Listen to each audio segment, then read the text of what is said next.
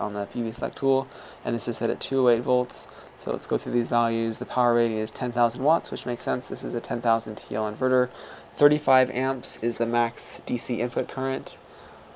That is a preset maximum amperage specific to that particular inverter. If you change the inverters around, you'll probably get a different amperage. Yeah, so this one's 17 amps because it's a much smaller inverter, and this one is 35 amps. So what does that mean? That means that, well, the string length, how many strings, if you have 14, 15, or 16 strings, that's related to voltage. So this number is not going to affect the number of strings you can have, or number of panels you can have on a string. It will affect the number of strings in parallel, because remember, voltage is additive in series, and amperage is additive in parallel. So yeah, so you can't have 5 strings right over here, because that's going to exceed the 35 amps. 4 strings and 3 strings, and obviously also 2 and 1 are going to be below this 35 amp maximum.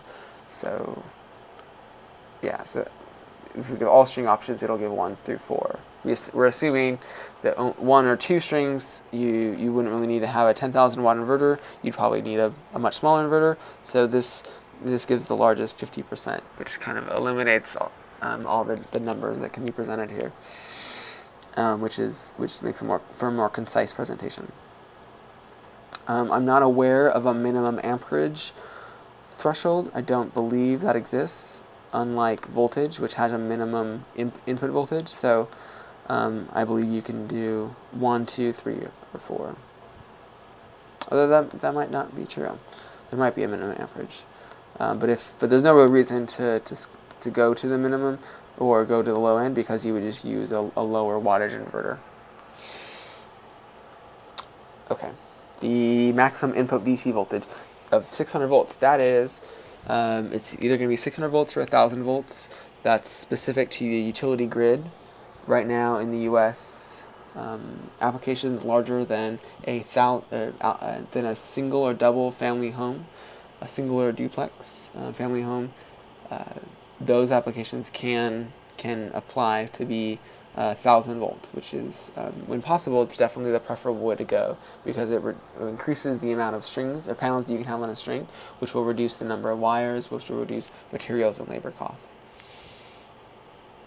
So, but in this instance, this is assuming that it's a 600 volt input, although there may be applications in which it can be 1,000 volts. Let's stick with 600 volts. So the maximum voltage has to be below 600 volts, and that's not specific to this inverter. It's that's a preset requirement by the utility grid.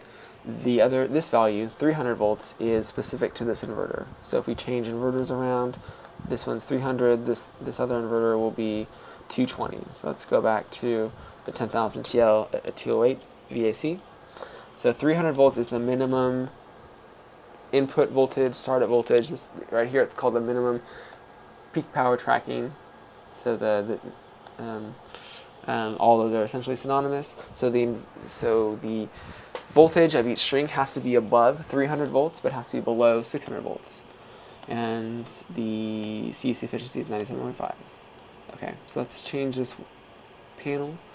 Evergreen went out of business quite some time ago. Let's go with Canadian Solar CS6P 255P.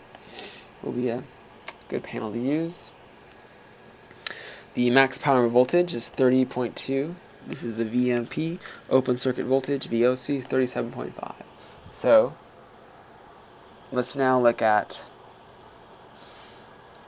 the string options that we have. So we can either do 1, 2, or 3 strings of 13 or 14 panels.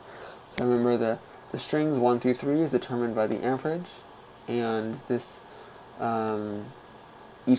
each panel is 9 amps max power current.